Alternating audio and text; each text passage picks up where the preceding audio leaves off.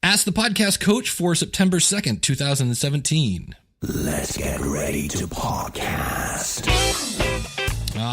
We're back in action. Welcome to Saturday morning. Welcome to Ask the Podcast Coach, where you get your podcast questions answered live. I'm Dave Jackson from the schoolofpodcasting.com. And joining me right over there, he's hot-blooded. Check and see.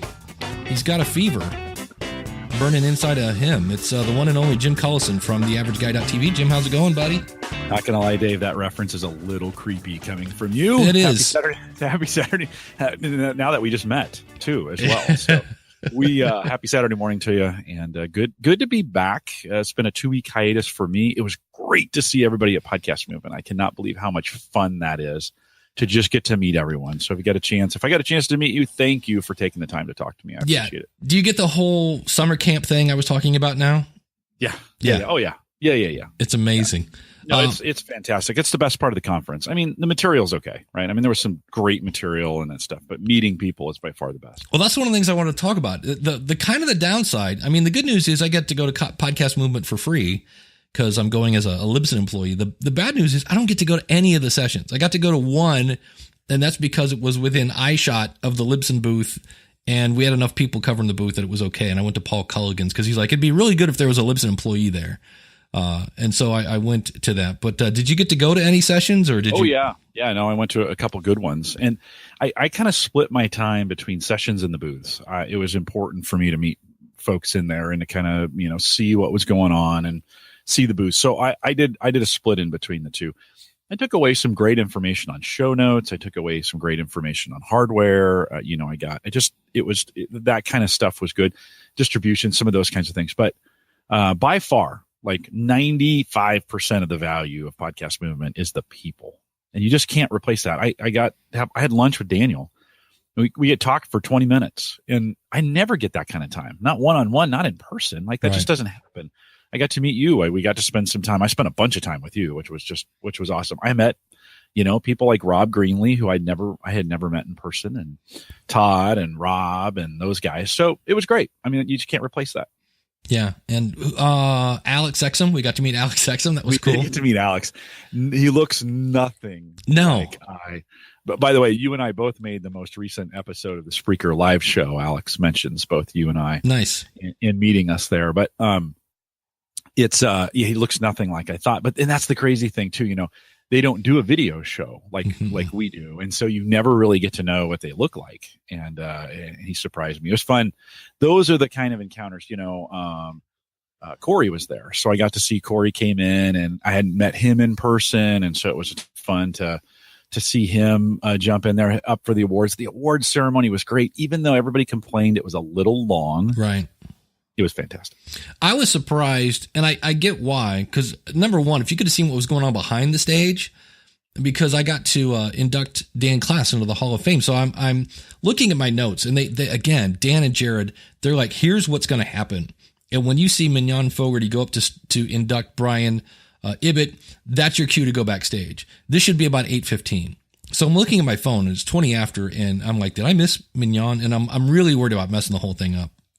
So I went back there anyway, and there's Jared with like a headset on, talking to the sound guy, and they're like, Dave is in the backstage. Okay, we've officially, do we know where Dan is? Dan is in the hallway. It's cool. Okay, Mignon, I mean, literally play by play going on. And what was weird is I had my agenda on my phone, and it said like comedy skit.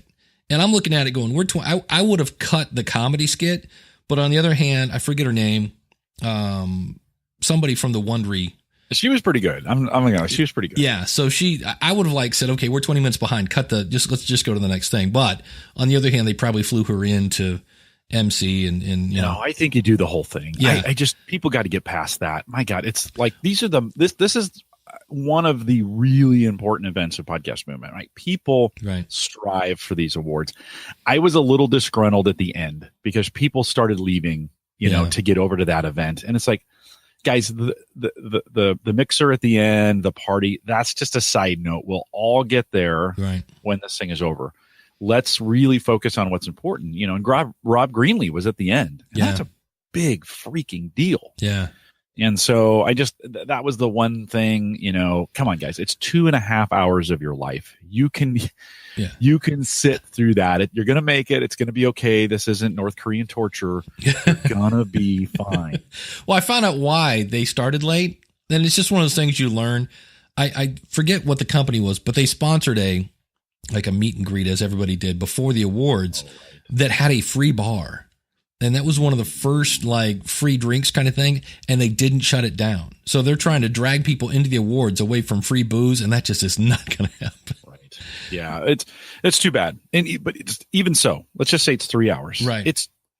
I think it's a really important 3 hours. Yeah. As we recognize people, that's just a really important time. And so I get a little disgruntled in the, well, if I'm not in it, I'm not going to go or whatever. I get a little, that's too bad. As an industry, as a community, we've got to be better than that. Yeah. Any, from the sessions you went to, any takeaways that you're like, oh, I'm going to put that into use or? Yeah, I'm still not so for me, show notes are still the weakest part of my whole setup and everything that I do. Easy, creating content's easy, blah, blah, blah.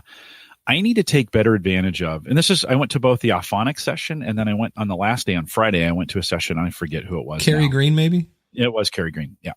And on show notes, and they have a service that does it, but he really opened up. I mean, he opened the doors and said, this is exactly how we do it.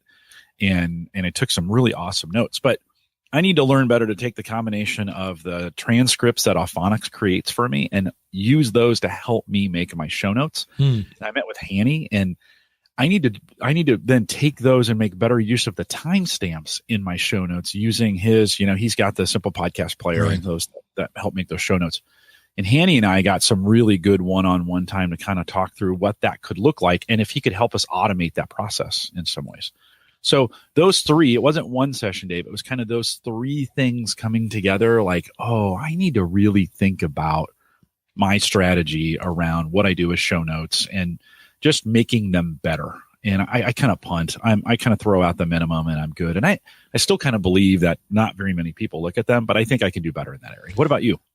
Well, for me, I got to meet Ravi, who does Digital Access Pass and the Coolcast Player. And he looked at me and goes, Dave, he goes, what? I go, what do I got to do to get you to use the Coolcast Player? And I said, can I be, and this was an awkward kind of conversation. And later we continued an email. I said, if I remember right, you have share buttons, like share on Twitter, share on Facebook.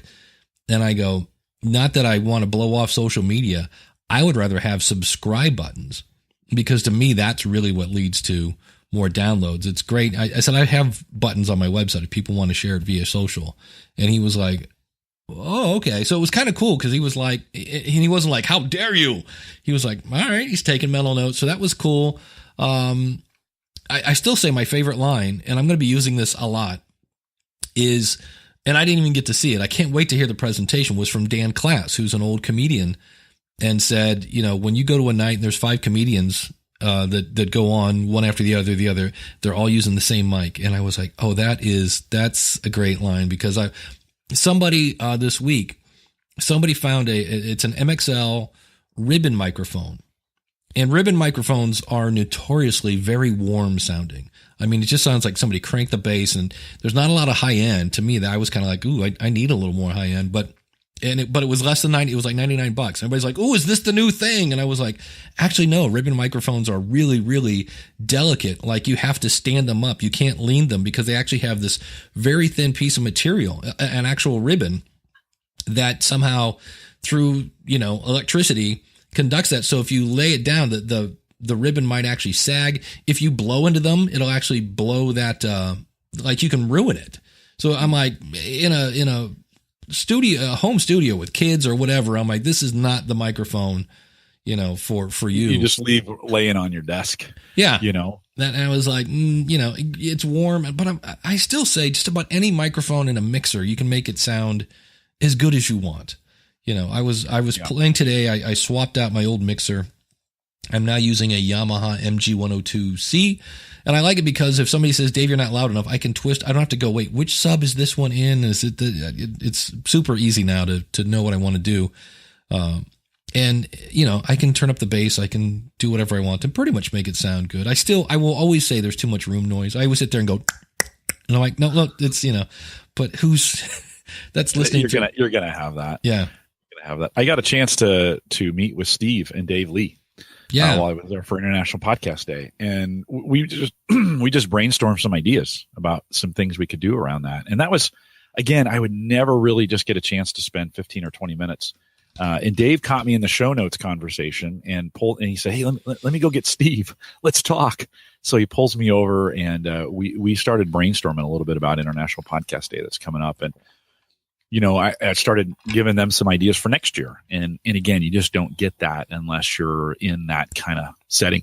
We had, Dave, it was fun. We had that moment. I think, did you talk about this? I think maybe on School Podcasting, where we're hanging out with, Dirk. His name. No, when the fangirl moment when the gal walks by. Yeah. The Danny girl. Pena, right?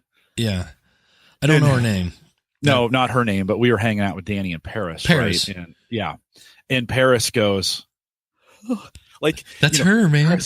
Paris is this big dude. Yeah. Like, he is just a big dude, right? And he's like, this short little gal walks by, and he's like, "Hey, that's so and so," and you just bolt. It's great. You just bolt and catch her and bring her back, and there's just kind of this fan moment, and I had a fan moment with Cody Wheat. Like, Cody Wheat does Shots of History. Okay. And I listened to Shots of History. I mean, I've kind of listened to it since the beginning. We worked with him off Blab, and we had some conversations with Cody Wheat, and he does this really small podcast. And I shouldn't say small, but I mean, he's in the hundreds. And, but when I introduced myself, I didn't know who he was. He said his name. And as soon as he said his name, because he says his name on the podcast all the time.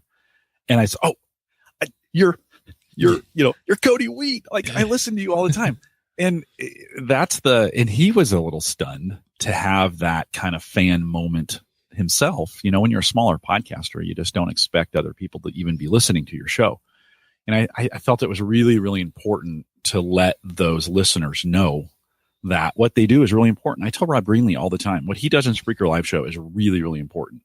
And so those kinds of moments, I think, are great to be able to get that kind of feedback. Yeah, I know. The first day, it was our presentation with me and Daniel J. Lewis from the Audacity to Podcast, Ray Ortega from Podcaster Studio, and Addie Saucedo from the Podcast Planner. And I had a few of these, which was what I would call a drive-by meeting. And so some guy goes, "Hey, Dave Jackson." I'm like, yeah. He goes, "I'm so-and-so from the such-and-such show. You reviewed me on the Podcast Rodeo show." And I'm like, "Oh, cool." And then I'm like trying to talk to him, and it's like changing class. You know what I mean? At high school, like, you got to get to class. And I was like, okay. So I didn't get to really talk to folks, but it was good. It was a fun time. A lot of microphones there. I was surprised they had the little microphone booth, but then Sennheiser and Shure and Blue. I didn't realize the Blue Yeti Pro has a dual XLR out. So if you want that stereo sound, I was like, that seems a little, but I still would use it. Well, that's the whole thing. It's like, yet again, another special cable that you have to have for that microphone. The booth with the microphone set up, or they were I never got to it. I wanted to. That was pretty cool. Cool. I never did it, but it was pretty cool that they had those. I wish they would have had the Blue 100, and I wish they would have had the SM58 in there. They didn't have those two. There were some other things they could have put in there, but I think I'm not going to be able to make Philly next year. It just comes at a bad time for me. This timing in August is great, and they moved it into July, and that just doesn't work for me. But I think if you didn't get to go this year, and you should start saving your pennies now. I mean, get an Amazon affiliate link. Oh, another cool thing that happened to me. Speaking of Amazon affiliate links, I met with Addie like a bunch. Right, like, she's the best ever. She is the best ever. Addie is just amazing, right? She's great. She's got the podcast planner. And if you're a podcaster, she's got a short little podcast called the Podcast Planner. I binge listened to the whole thing on the way home. Ditto. Right, did you? Yeah, I listened to it I found it about a week before we went, and I listened to one, and I'm like, because I was like, what's Addie up to? She doesn't. she used to do a couple different podcasts. What's she up to? And I found her. I'm like, oh, cool. And I literally listened to one episode, short, sweet, and I was like, and download all of them. And binge. Yes. And they're like 6 or 7 minutes, and it's just Addie, and she is great. But I want to do T-shirts for my listeners. I don't want to mess with T-shirts. Like, I don't want to actually do it. I just want them to be available. Well, she's doing T-shirts and doing it pretty well. And so Addie and I kind of said, "Hey, can I partner with you? And would you, if I gave you," and I gave you, this kind of stuff. And we talked about a deal, and So we're going to partner. I think we're going to partner in shirts, and so we're pretty excited about that. Well, I know Teespring was there. I talked to them a little bit, and because here's the thing, I had 3 people, without even prompting them, I had 3 people ask me, where can I get a Bernie the Cat t-shirt? And I was like, all right, mental note, I need to make Bernie the Cat shirts. They could, cats are huge. They could be big. Bernie could be big. You might ride Bernie all the way to retirement. That's it. So, so that was fun. I had a lot of people that would come up. Hey, Dave Jackson, how are you? How's Bernie? It was like the first word out of their mouth. How's your cat? I'm like, he's fine.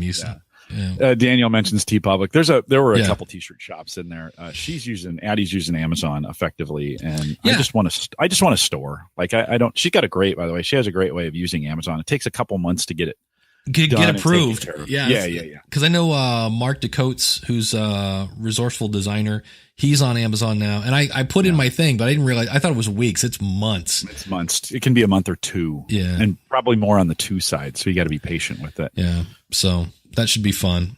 But all in all, I thought it was a great thing. I know. Everybody's talking about we seemed a little more spread out. I'm like, it was a bigger venue. You know what I mean? So you're gonna have it. Nice. I thought it was a good size. I mean, I thought it wasn't too jammed that everybody's on top of each other, but I think they were close enough that you could have great conversations in the hallway and still hear each other. Yeah.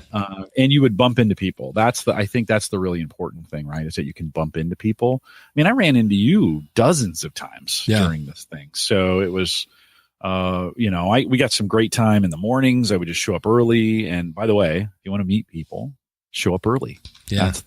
I showed up at 8:00. Things didn't kick off till 9. And you and Rob and Todd and Daniel and Ray, man, I got to spend some great time with Ray. That was awesome. Yeah. So it was kind of weird because I got to see everybody. I did not get to say goodbye to anybody.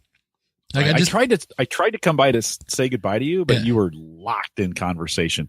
In a vendor booth, I do not interrupt. I try not to. I did once actually with you, but I try not to interrupt because those are important conversations. Yeah, it was interesting because the first day we had a lot of people that were new customers, like, hey, how do we get off SoundCloud kind of thing. And then the rest, we had a lot of people like, look, I'm on Libsyn. I joined because I hear you guys are the best.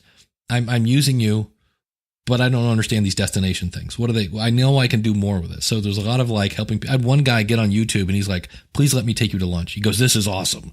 And I was like, really? It's just go tell people that Libsyn is great. I don't need lunch, but it was cool. So that was fun.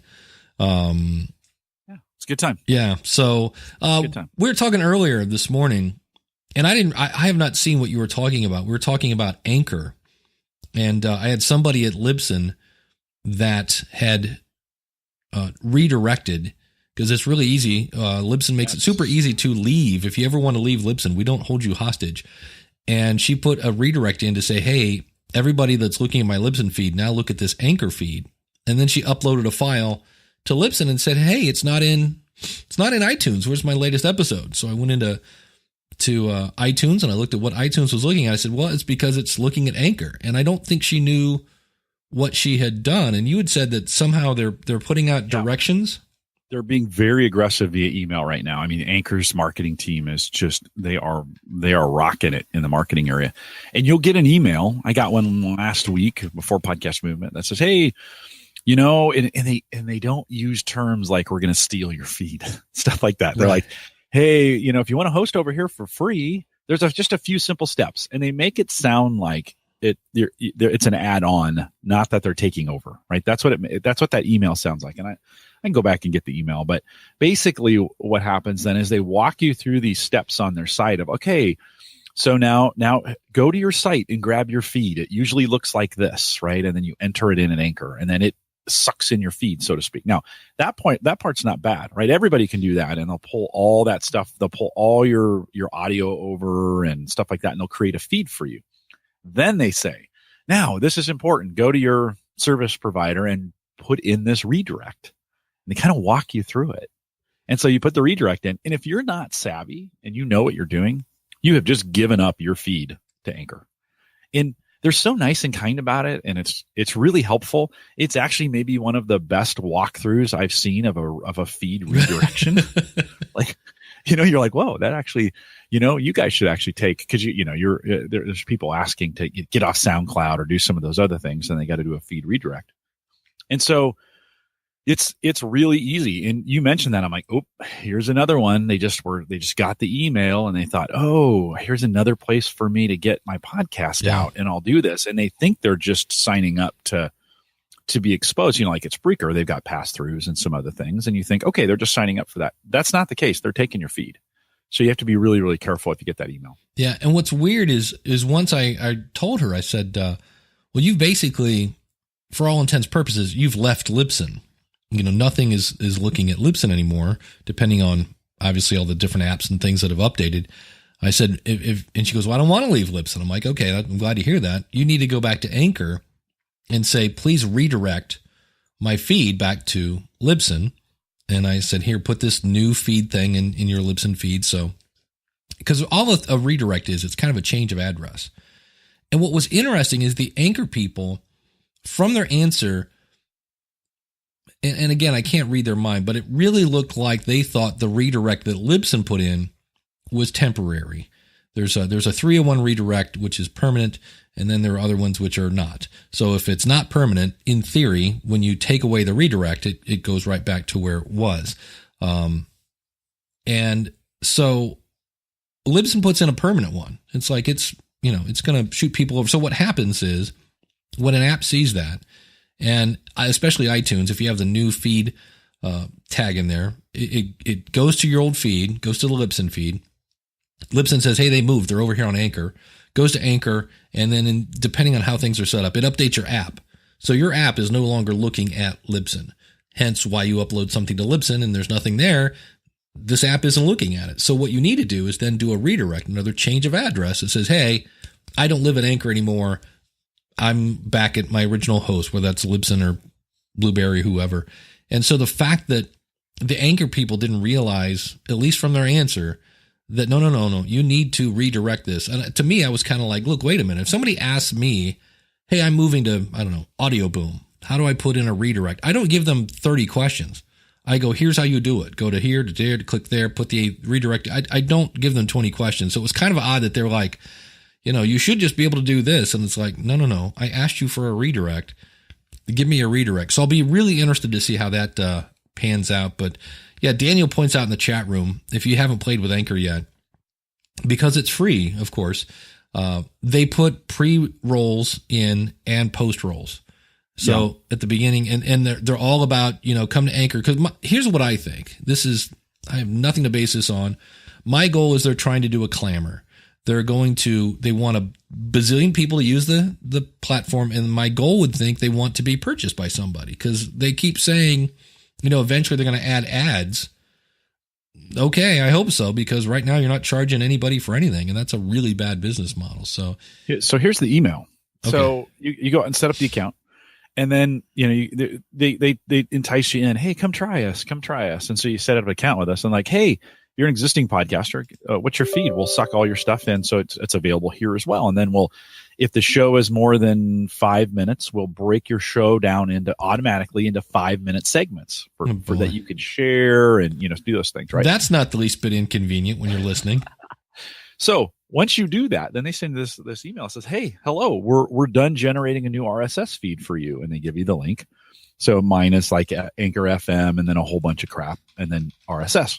We're still working on syncing your existing episodes to the Anchor app, but they should show up soon. In the meantime, feel free to start creating new episodes for your podcast right away. Right. So again, we're hosting now, and it says, oh, hey, next steps. Don't forget to redirect your RSS feed in the settings for your account with your old podcast provider. Instructions for that can be found here. Right. So you click on that link, and it takes you to a nice Anchor FM knowledge in their database. And a pretty good set of instructions. Well, it's going to make me log in, but a pretty good set of instructions on how to redirect that feed. And again, no caveats. They're not telling you that you're the permanence of this redirection, so to speak, and you can get it back. But so that's the email. Really, really simple, really benign. It seems like on the surface, but it has caught a few people off guard, and they've done the redirect, and then they're thinking, oh, now I'm on Anchor. Now, the desktop version of Anchor is just a mess. So if you're on Windows or Mac and you're trying to get it through the browser, God, it is the ugliest thing I've ever seen. It's awful. It's Windows or the piece or the iPhone. There we go. The iPhone and Android version are pretty good, but they're being aggressive. They're being very aggressive. Podcasters beware. Yeah, I know I watched the thing. Miss Eileen has been telling people it's a great way to start a podcast. And if you're really worried about the technology, and that's her opinion and all, but then she went to show us, there was one thing she showed us that I was like, okay, in terms of using it to generate feedback, I was like, maybe, but I would not use it for my podcast. I was like, still not, Yeah, but I do it because we do this show, and right. I want to know what's going on, right? I mean, I do everything because it's really important to have done it before. I stopped right at the point where they wanted to, I gave them my feed. I'm like, hey, where's this going? This is like that call you get from the IRS, hey, you owe us money. And you're like, ooh, let's see where this goes. Yeah. But I immediately stopped at the redirect. You mean you don't owe the IRS money? Well, apparently I do. I'm trying to find, let me see one quick second here. I actually just imported the other thing that's kind of weird. They use an M4A format, which I'm like, really? That's kind of common. I mean, you see that show up in some, it's got some tags and some things in it that they're probably taking advantage of. I was trying to import. To be honest with you, Dave, as a podcast community, we got to get away from MP3. You think? We're the only ones using it at this point. We're the last people on the planet using MP3, and yet we're still teaching people how to do it. And there's no plan in sight. Like I know there's there's a few people talking about it, but we are still very locked into the MP3 world, and that's just going to be limiting for the future. Yeah, I know. The guys from Hindenburg, they just cringe when we mention, like, why aren't you using, I think he's really into Og Vorbis or something like that. And when I say MP3, he just about throws up in his mouth, just a little bit. Yeah, it's 20 years old or 25 or whatever. It's old. It was made for another day. We're going to get to the point in the next 5 years where bandwidth's just not going to matter. And these files can be a little bit larger, and they can have better, fidelity in them. We don't need MP3. And listen, I'm as guilty as the rest. I'm still producing stuff in MP3 because I haven't done the homework necessary to know, hey, could I provide another format? And should I be providing another format? Because nobody's talking about it. Yeah. That could be a whole show. If someone's looking for another show to do, you could do a whole show just talking about how we get off of MP3 and move on to the next format. There's a couple. I don't know what they are. I'm not educated around them. There you go. There's a free one for you, podcasters. If you need a second show or a third or a fourth, do the missing MP3 show. The other one I binged was Missing Richard Simmons on the way home. That's another one I need to check out. It's 6 episodes and they're 25 or 30 minutes, and it's hilarious. It's not what you think. Like, I thought he was literally missing. Like he had disappeared. He's still alive. He's still fine. He's doing well. So good show. Here's what a podcast sounds like on Anchor. The podcast you're about to hear was made with Anchor. Make your own podcast for free at anchor.fm. And then, good evening, everybody. If you have, and that's just me. And then at the end, they do that same thing. So was that like dinner music you had on? The background? It's the podcast you're about to hear was made with Anchor. You can have music. Make your own podcast for free at Play anchor.fm. Okay, hold on. Smooth jazz. Good evening, everybody. If you haven't heard the news, a few years ago, there was a guy, we just called him the patent troll, that tried to say that he invented podcasting, and he didn't. He was defeated. That's some sweet background. And he then went back and tried to overturn that, right? He basically it's a cross between like cool jazz and that little Mr. Rogers. And Mr. Rogers. Yeah, it's like Mr. Rogers. That appeal has now been shot down. It's a beautiful day. The patent troll is officially dead.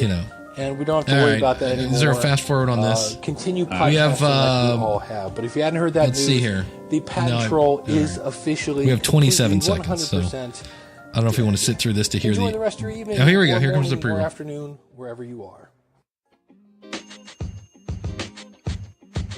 I don't remember adding that. The podcast you just heard was recorded with Anchor. If you want to make your own, download the Android or iOS app completely free from anchor.fm/podcast. That's anchor.fm/podcast.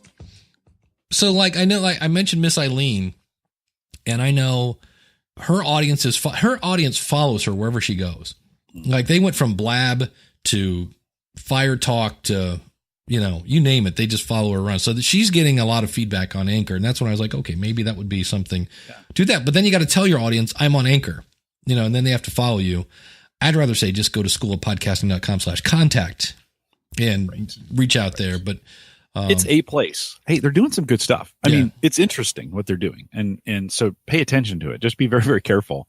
It's, you know, these always pop up and everybody kind of gravitates. Oh, this is great. And then they go away and then you have to move around.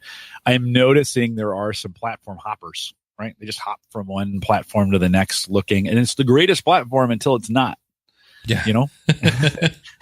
And you're like, oh, okay. They just kind of hop around. And again, that's okay. I encourage it because it helps us kind of discover what's the best of things. And you never know. You never know what's gonna be next. And so, more power to them. Yeah. Hey, since it's halfway through the show, we fire up some awesome supporters. Awesome supporters. We'll fire up the happy music. And I'm going to pop in here in post. If you were listening live, I slightly botched this list. And our awesome supporters are important. And I want to make sure I got this right. So starting off in alphabetical order, Alan Palmer, Barb. You can find Barb at anchor.fm/BarbTUSA. Barry Kessler of BarryKessler.com. Cale Nelson from HamRadio360.com. Clarify Your Purpose. I need your website. Cody Sison. Connie Whitesell from Small Biz 101 Podcast. Find it at smallbiz101podcast.com. Darren Dake from coronertalk.com. Creepy Kingdom. Dale Henninger. David Wilson. Doug Salamone. Doug, thank you for the book at Podcast Movement. I need your website. I know you got a couple. Emily Prokop from The Story Behind Podcast. Find it at thestorybehindpodcast.com. Thanks, by the way. Emily's the one we've been playing the Heil PR40 jingle. Thanks for that. Felix Montalera. Frank Black Miller.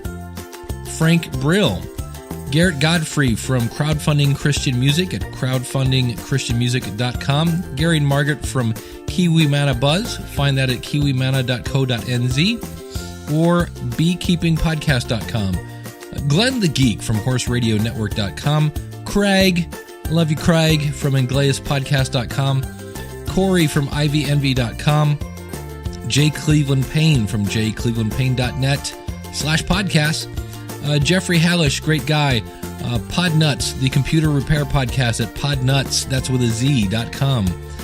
Jeffrey Kiefling from the genealogyshowcase.com podcast. In the immortal words of Paul Harvey, page 2.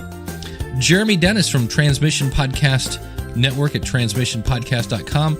Some guy named Jim Collison from the averageguy.tv. Jim, thanks for everything you do.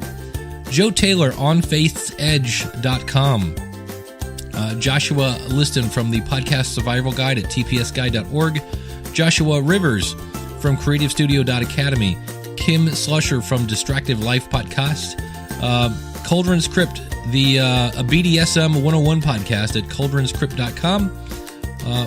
Distilling Venture Capital from markwking.com. Mask Me, I know I've reviewed your podcast on the Podcast Rodeo Show. You have to remind me what podcast that is. Max Trescott from aviationnewstalk.com. Mike Moody from MrRobotPodcast.com. Nick Suberling, Subes, from CincinnatiSoccerTalk.com. Steve Sleeper from Earn.show. Paul Scheel. Paul, I know you're new. If you can send me whatever website you want me to plug, I'd be happy to do it. We do it on the first episode of every month. Rob Griffiths. He has multiple shows. You can find them at bedtime.fm. Brandon Schultz from the Seahawkers Podcast, seahawkerspodcast.com. Sean Park from BeYourOwnNerd.com. Sean from Slept in Government Class. Find him at sleptinclass.com. And the lovely, the talented, the award-winning Troy Heinrichs from Blacklist Exposed. Find it at blacklistexposed.com. I now return you to your regularly scheduled program. So my Omaha friend. That was cool, but yeah, Troy won an award, beat some big names, as did I always forget if it's Liz or Liv Covert. Liz. I'm going to go with Liz Covert for Ben Franklin's World, which is fun because Liz is like on the world of introverts, she like pegs the meter. So to see her get up and talk in front of a group was cool. She's just a sweetie. She's awesome. And she's really not that introverted, but she's not, once you get to know her, you know, it that kind of goes away. But I don't think she's super comfortable in a crowd setting. I could be wrong, but it seems that way. But so, hey, here's a fun one. Here's a fun little situation. And I just told the person, I don't know. Would you do this? You've got a show, and I'm going to keep this person anonymous, this him or her. And they have a show getting thousands of downloads. Definitely in the, you know how you need to get like 8,000 or more to get a sponsor. They're in that realm. They have a couple sponsors, and it'd be like us having, what's the super upend? There's like a super top notch microphone. What would that be? Then we just like on the high end. Yeah, like high, like, you know, Sennheiser or something. Blah blah blah. Be like having them as a sponsor. Right. The problem is his audience is growing, and he's kind of like, you know what? I think I should be getting more for the sponsorship now because it's a bigger audience. And I don't know that he has any kind of like long-term contract, but they've basically said, as he's just hinted about renegotiation, not going to happen. So it's like, this is how much we're going to. And so his thing is, he's thinking of going the Patreon route. And I was like, because I told him, I said 3%. I said, go back and remember 3% is doing, Why not do both? Well, he is doing both now. I told him, I said I would try to do the transition and just start promoting the Patreon a little more.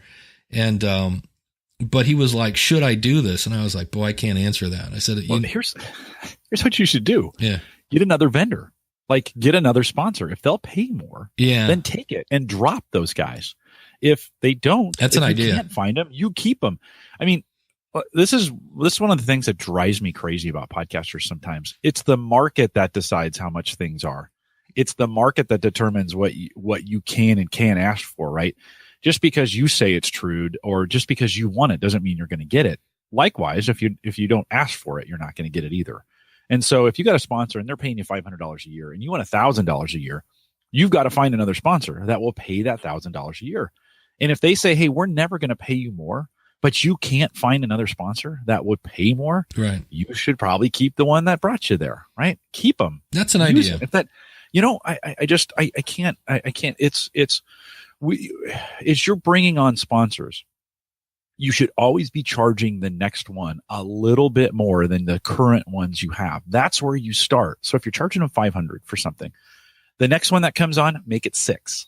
Right. Mm-hmm. And if they buck at it, okay, well, then you might have reached the ceiling for what the market will tolerate in that area. If they don't, it's a great way to discover the market, right? Start with short-term things and smaller prices. And when people buy, the next person that buys, you raise the price a little bit. It's hard to do this in retail, but it's super easy to do it in advertising because people don't know generally how much you're charging. And so for the next one that comes along, you go, hey, it's $60 when not everybody else was $50. And if they take it, guess what? You have a new floor. The next time people renew, you say, hey, my rates are now $60. If they say, I'm not going to pay it, well, then you got to negotiate, right? Well, okay. Are you going to give in and go and stay at $50? Or are you going to say, well, okay, we're done then? And it's as simple as that. Don't make it any harder than that. Overthinking it. Yeah. It's what the market will bear. You know, you had, and I forget who it was, you had somebody on, you had a marketing person on that talked about this, and she did a great job of just kind of saying, start at a price. Oh, yeah. If you get it, raise it. If you don't get it, lower it. It's, guys, it's that simple. Yeah. Jessica Kufferman from JKM Agency said, because somebody like, what should I charge? And she's like, I don't know, $20 an episode. And they're like, well, I think I'm a little more than that. All right. 50. Right. Might be, I'm not sure I can deliver. Okay. 35. Is 35 good? Yeah, I think that's about right. Okay, good. We're going to charge 35. You know, Yeah, conversation done, right? Yeah. If it's so low, you feel like it's not worth your time, and then if it's so high, it feels ridiculous, and then come right in between, right in the middle, boom, and pick that, and then market it. If nobody picks it up, guess what? You're probably charging too much, or you're not in the right circles. I mean, that's very possible too. Yeah, and Daniel has a point. He goes, one of the Patreon milestones could be no more ads. You have to be careful with that because you don't want to make it sound like ads are bad. Like, hey, if we get enough money, we're going to get rid of these pesky ads. It's like, I don't know that the sponsor is going to appreciate that. You also paint yourself into a corner when you do that, because then you can never do ads, right? If you promised your Patreon supporters and you get to that point, and then if it drops below, do you go back to ads? I mean, that's, you better have that well thought out and well defined on what you're going to do, because you do paint yourself into a corner. A couple times I have said we're commercial free on my podcast, and we are for the most part, sort of. And yet I have LastPass sponsorship all over the site, right? And I felt like, oh, this kind of means, like, if all of a sudden I started doing ads, and there's been times I've wanted to, and there's been times I've been approached. Right. So be careful about painting yourself into a corner. You paint in ink. Ron had asked in the chat room that Spreaker and Blog Talk have actually merged, which is exciting. During podcast movement. Yeah. And it's kind of weird because I don't really have much of a reaction to this, and it's not a Libsyn thing. I'm just kind of like, it's one of those, it's a double rainbow. I go, what does this mean? You know what I mean? It's like, I on one hand, it makes sense. They're both live streaming platforms. They're both have ad insertion technology. So why not join forces? But in terms of immediate like impact, I'm like, it's kind of a wait and see kind of thing. There's, you were mentioning the Spreaker live show in the last episode. Alex Exum was interviewing Francesco, who's the CEO of Spreaker, and he was kind of giving some insights, but I don't think it's anything that, like, right now, it's not like, okay, and now that they've joined, you can add a phone system to Spreaker. It's like, no, that'd be cool. No, it's going to be some time. Yeah. Yeah. Francesco was like, hey, we're just figuring this out, so let's give us some time. I think we know from Spreaker's development, they're not fast to move on anything. They kind of make sure they've got it right, and then they move. And so I think over the next year, there'll probably be a whole bunch of conversations about how they take the best of Blog Talk Radio and the best of Spreaker and add them together. I mean, Blog Talk Radio can use Spreaker's help from quality, and Spreaker can use their help for calling and for some of those, and for ad insertion. You know, they're 2 years ahead of Spreaker. I'd like it to be Spreaker BTR. That's what I like the new company to be. Spreaker BTR for Blog Talk Radio. Just bring that in, combine it all into one thing, and call it good. So that's what I'm hoping they rename it. Who knows if they'll rename it. Well, I know Francesco he's like, look, I created the Spreaker name. He's like, if I had a choice, we're not, they're not going to lose that name. So, well, Blog Talk Radio has some good marketing presence. I mean, if they weren't good, they wouldn't have the audience and the customers that they have. And they have some very loyal customers over there at Blog Talk Radio. Yeah. I mean, they just have some folks like, look, I don't care. I don't care about the quality. I'm getting 10,000 on Blog Talk Radio, and it's working. So, well, there was I read a book. I'm in the middle of reading a book, and it's called Viral Podcasting by, I want to say, Kerry Lutz. This guy's saying he's making thousands of dollars a month at Blog Talk Radio, but he also says that he's getting paid $2 CPM.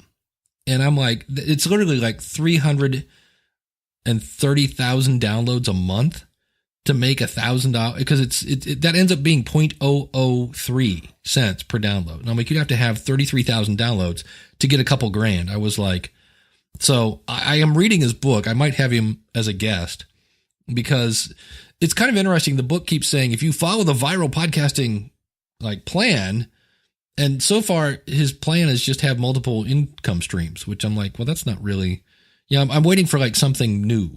And I don't know that there is anything new, but the book was interesting. Here's my thought. And this is again this is why Dave had not one, but two editors on his book. He and he butchers really big names. Like Leo Laporte is Leon Laporte's? No. Yeah, no, not making it up. Yikes. I showed it to Leon when I was at Podcast Movement. I got to talk to Leo for a little bit, and he was like, "There I am, Leon Laporte's." And there was another one. I forget who it was, but it was like, wow, if you're gonna butcher something, names are pretty easy to figure out. But yeah, so that was one of I had somebody misspell my name in a book. Yeah, you're like, oh, that's the easiest thing in the world to check. Yeah, yikes. So, that being said, I've misspelled names before. They can. Yeah, words can be hard. Yeah. So. Saw this question in a Facebook group. Says, let's see. Oh yeah, I'm hoping someone can help. My friend and I do a podcast and recently purchased not one but two Blue Yeti microphones. We're recording using GarageBand, and for whatever reason, when we plug both mics in, it only recognizes one of the microphones. Even when we try to make an aggregate device, it still only recognizes one. And so this is not a new problem. Using two USB microphones, especially on a PC, I don't know if Voice Meter would help in a situation like that, or Audio Hijack Pro. For me, the easiest solution if you want to record multiple USB devices in software is just go right to the Spreaker Studio. That's one of the things I really like about that software is you can have two microphones plugged in, USB even. I've tested that. And then they have little buttons so you can play your music and things like that. So that would be my answer to, that was David Donovan had asked that. And so that would be, that's an icky problem. That's ones where you read some article that says the Blue Yeti is the best microphone. You buy two and you're like, ooh, now we've got a problem. So, yeah, no, it's tough on that, especially if it's get USB. I just, I try to stay away from USB as much as I can. It's super simple, but it adding a mixer in or adding a sound interface in, for me, actually gives me a little better quality. I can actually hear myself back a little better too. I run that out, and if you have an underpowered mixer, you might also think about running that through a headphone amplifier. And yeah, I just added a whole bunch of complexity to it, but it's actually not that hard. And I like it a ton better to be able to have some control over what I'm saying and what I'm hearing, and hear it back and have a main mix. Those are just that's worth learning, I think, and worth doing. Dave, I got two technology updates. Can I throw them in here before we go? Can we hit Kim's question real quick? Yeah, we got 10 minutes. Kim says, can you create a podcast feed for YouTube videos? Quick answer: no, because they don't download. Which is faster, uploading to Libsyn or YouTube? Answer: upload to Libsyn and let Libsyn upload it to YouTube for you. I would guess Libsyn on that. Libsyn's pretty, and again, it's apples and oranges. Usually you're uploading audio to Libsyn, you're uploading video to, but I know Libsyn, we look into, that's one of our things. We're looking for fast up and down. I've got a family heading to the Caribbean who want to video their trip to family and friends back home, and time access is a big issue. I would go Dropbox. If you're doing video, no matter what you're doing, then uploading is going to be a pain in the butt, especially with hotel Wi-Fi. Jim, any thoughts on that? Well, I maybe use Facebook Live maybe you don't maybe you don't want it public, right? And you want a video in that way. Yeah, that could be a way to do it. No, any of those services, OneDrive, if you want, OneDrive, Dropbox, Google Drive. None of them are very fast, but actually that's to your advantage when you're in a slow or when you can't get good bandwidth from that. Yeah. So yeah. Well, how about Kim? Don't take this the wrong way. Don't pass this on to them as well. But how about take a vacation and enjoy being there in the presence and don't video record everything. Right? Yeah, take the videos, keep them on your phone if you've got room. That's always the fun part when you start putting videos on your phone, and then just upload them when you get home. Live and be in the moment. One of the things I didn't do at Podcast Movement this year was take a lot of video. I didn't try to podcast. No, I didn't try to. I wasn't on social. I didn't post I didn't do a lot of selfies. I wanted to be present with every single person that I met. It's weird. It's actually really weird. You're like, I got home and I'm like, I have no pictures. I haven't looked at my pictures yet. Do we have any pictures of you and I together?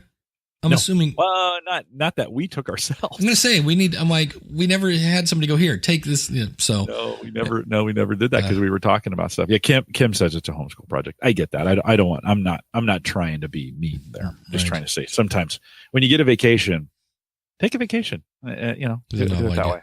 So, all right. Technical updates. Yeah, a couple things. One, we talk a lot about backing up here and make sure you're getting your stuff backed up. I have mentioned in the past Crash Plan, and they're probably them and Carbonite and Backblaze are probably the three major competitors right now for they're like Libsyn, Spreaker, and Blueberry.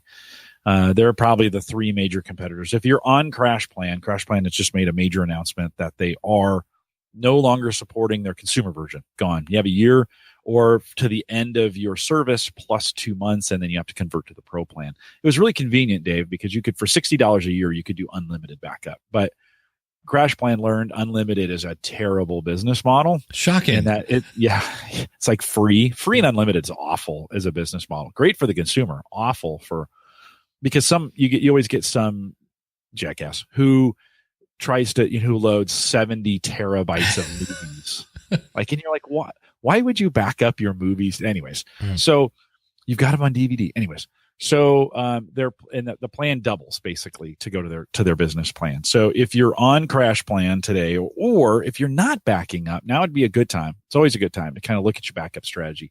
Where are those files going? Where are they being stored? You never want to lose your podcast stuff. By the way, I kind of think when I put my files up to be consumed on my host provider, that's actually a form of backup, right? Because I have a copy and they're on my host provider. If I needed to get them again, I could. Could I download those from Libsyn, Dave? You can. Keep in mind those will be there as long as you're paying. As long as you're paying, yes. But right it's not. There is no like one button download them all. You have to either. I usually tell people subscribe to your show and just do the download all there, or if you go to your Libsyn page, there's usually a direct download link right there to do that as well. Yeah, so. Craig says he just switched to Crash Plan this month. And well, Craig, here's the good news. You have a year and 2 months, and you can still use it. So it's not like it's going away today. You pay no extra. Also the good news on Crash Plan is if you convert to their business plan right now as a home provider, it's 75% off for the next year. So it's $250 a month for 2 years. So technically 2 years, 2 months, pretty inexpensive. So you don't have to go running. And you can they'll convert you pretty easily from home consumer to pro. So that's, if you just went on it, don't worry about it. You got 2 years, a year, and then 2 if you want to get some really cheap hosting. Daniel says Amazon Cloud Drive also is closing their unlimited storage. Shocker on that one as well. We shouldn't be shocked. One of the things you may not know is if you're an Office 365 subscriber, which you've paid $100 for that service, you get up to 5 terabytes for free. So it's part of so most podcasters will never use 5 terabytes of storage, to be honest with you. Holy cow. Oh, yeah. Holy cow is right. It's a minimum 1 terabyte. And then there's certain plans that'll go up to 5. Even a terabyte for most podcasters you'll never fill it up. Right. So you might have a terabyte of space sitting on your Office 365 subscription and you didn't even know it's there. You can upload to it through OneDrive and get that working. So from backup, that's what you might want to be aware of. Microsoft announced this week as well, Windows 10, the fall creators update will launch mid-October. So I think it's the 17th is the date we're guessing on right now. Podcasters, no major changes. We've been testing it for a while now, and of course, your mileage might vary. You should test it before you do it if you can. But no major changes to Windows 10, and so I would encourage folks, if they feel comfortable, there's just not a lot of things happening in this update that are going to affect podcasters. There's no major kernel changes or any of those kinds of things. So I certainly would go out if you've got the ability to test it on another PC with your process. I would do that. But if you don't, you can update fairly confidently that there's just not going to be a lot of changes to it that's going to matter. So as that comes up mid-year here, I definitely would plan for an upgrade weekend and make sure you got it backed up so you can roll back if it causes problems. So there you go. Yeah, Daniel says he grabbed a fantastic deal on 3 5 terabyte portable external hard drives. Says, I'm switching my long-term archives from the cloud to these drives. It's basically $21 per terabyte on the drive.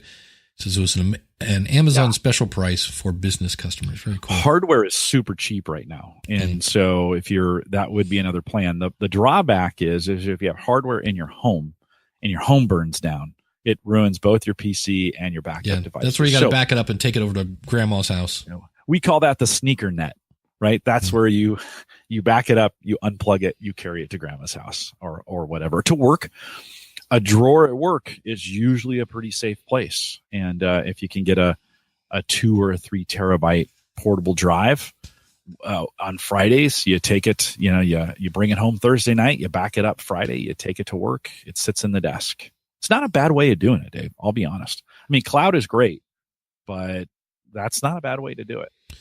And then the other thing we should figure out, because I know you've got any other tech updates before I jump into something else?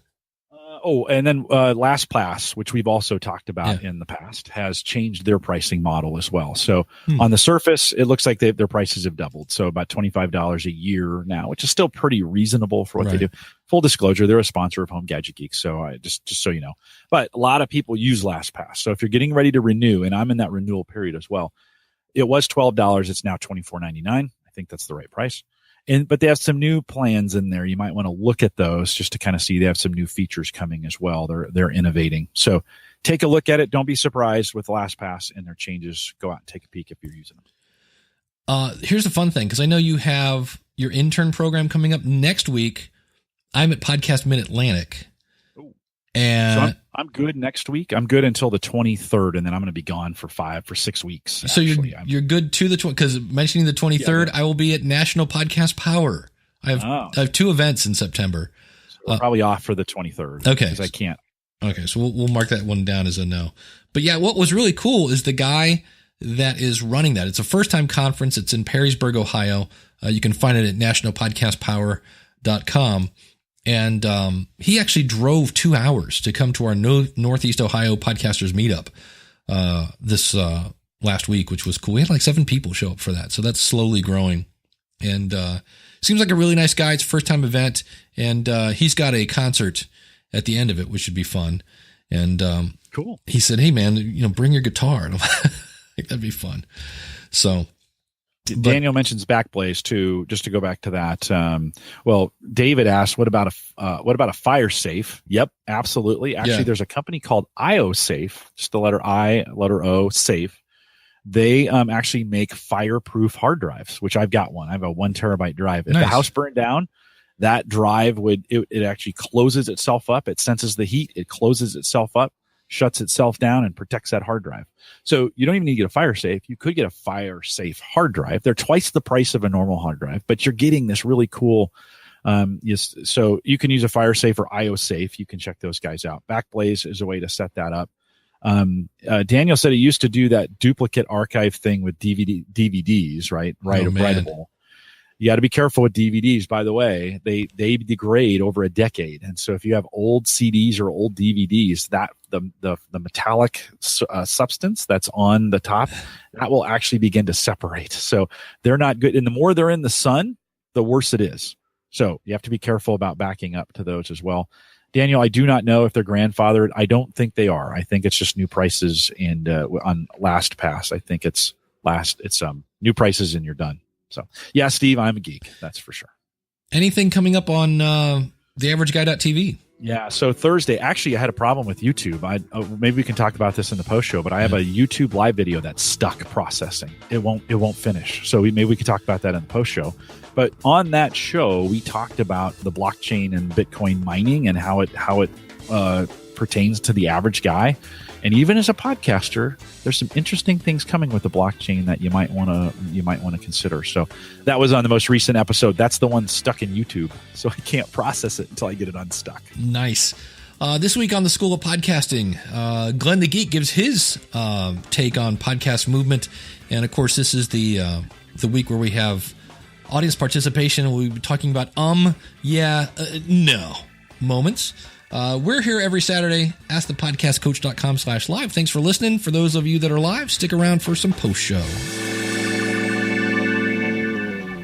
This podcast is part of the Power of Podcasting Network. Find it at powerofpodcasting.com. Changing the world, one download at a time.